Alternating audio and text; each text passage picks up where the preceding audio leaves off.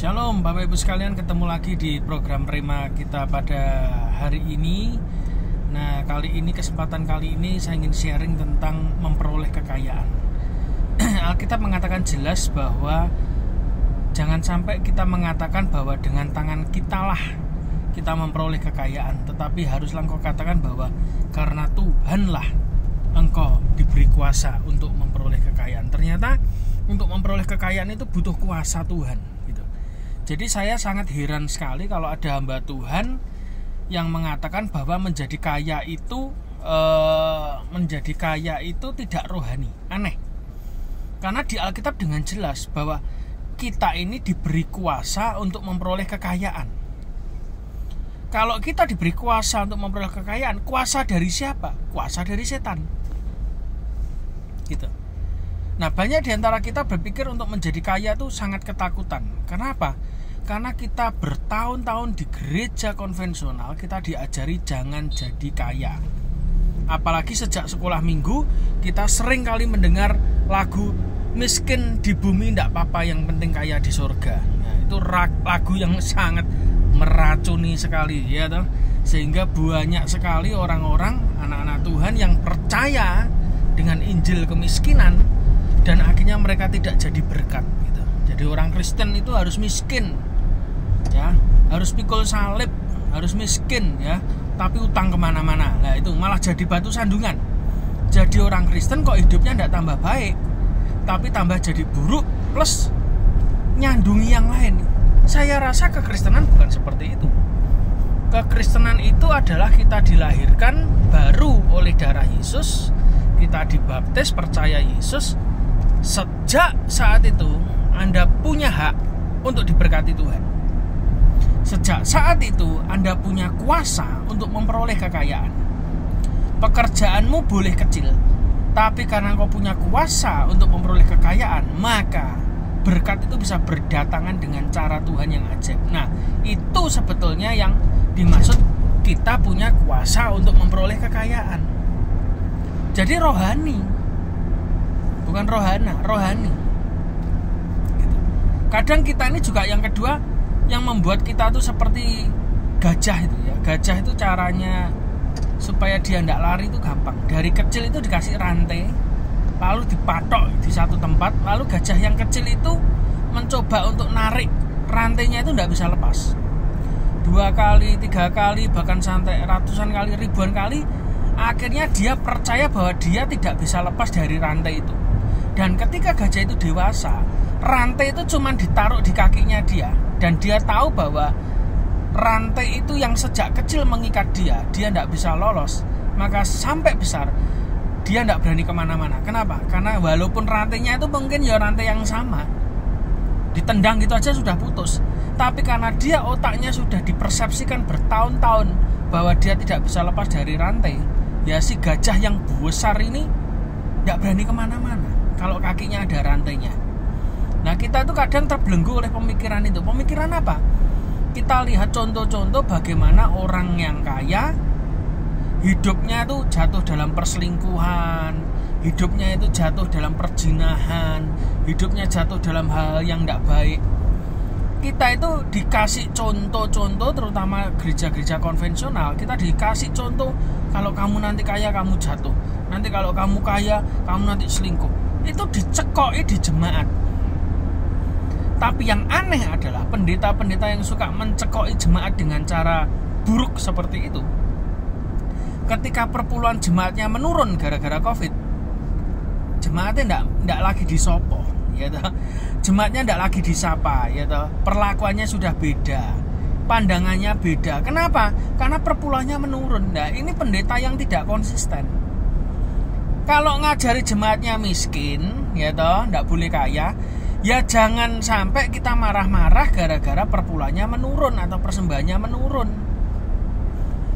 Ya kan kita yang minta supaya jemaat kita tidak kaya, ya toh, miskin semua. Jadi kenapa kita harus marah? Wong itu ajarannya kita. Tapi kalau saya, setiap orang yang datang ke Banjir Rezeki, saya selalu ngomong, engkau terima Yesus, engkau kaya. Kaya dalam hal apa, Pak? Segala hal. Rohani engkau kaya, dalam hal memberi engkau juga kaya. Dalam hal berkat Tuhan, engkau juga kaya. Dalam hal kekayaan duniawi, Anda juga kaya. Saya selalu mengatakan kalau saudara dan saya ini percaya bahwa kita ini adalah keturunan Abraham, Ishak dan Yakub, maka Anda mewarisi janji-janji Tuhan dalam kehidupan kita. Bukankah Alkitab dengan jelas berkata bahwa kita ini adalah the Gentiles, atau bangsa-bangsa asing yang dicangkokkan di pokok anggurnya Yesus? Ya toh? Itu keturunan Abraham, Ishak dan Yakub, janji-janji yang mereka terima itu juga akhirnya kita terima ketika kita terima Yesus dalam kehidupan kita. Bukankah itu yang diajarkan yang betul? Maka kesimpulan saya berarti saudara dan saya juga bisa punya kehidupan seperti Abraham, Ishak dan Yakub. Bahkan keturunan yang kayak namanya Yusuf, bahkan turun-temurun Raja Daud, turun lagi Raja Salomo. Wah, kita diberkati luar biasa. Tetapi tidak berhenti sampai diberkati selesai sampai kita, tidak. Karena janji Tuhan kepada Abraham adalah karena keturunan mulah, maka semua bangsa di muka bumi ini mendapat berkat. Artinya apa? Kita share berkat Tuhan. Saya tidak mengajarkan saudara dan saya untuk memperoleh kekayaan untuk diri sendiri, tidak. Kekayaan yang Anda dapatkan oleh karena kuasa Tuhan itu bukan untuk diri saudara sendiri, bagikan.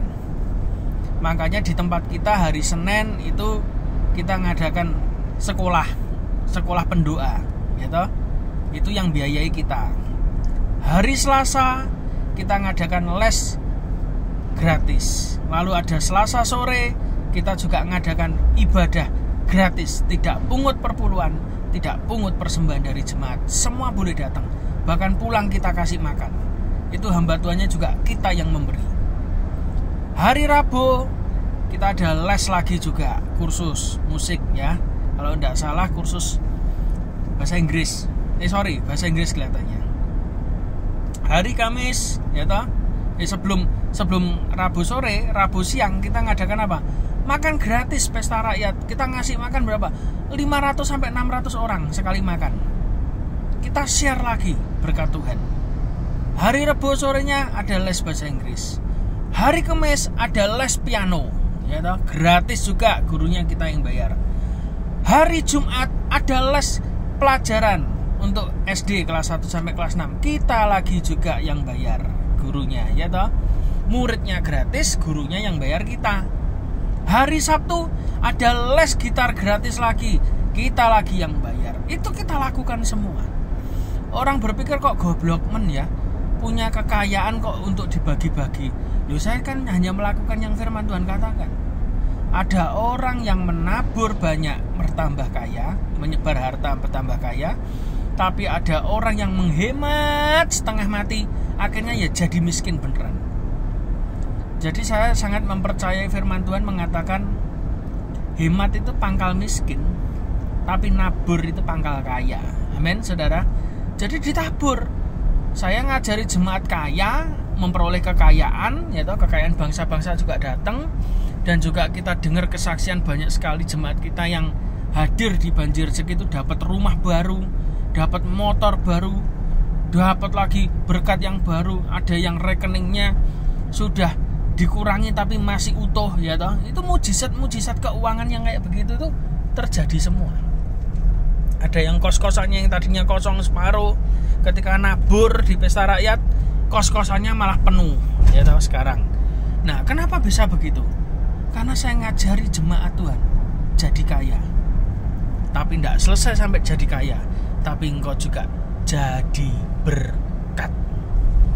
Jadi siap-siap saudara dan saya yang beribadah di Banjir Rezeki, engkau yang punya pergumulan keuangan, engkau yang punya pergumulan apapun, datang ngomong sama Tuhan di Banjir Rezeki, maka saudara akan dipulihkan Tuhan secara luar biasa.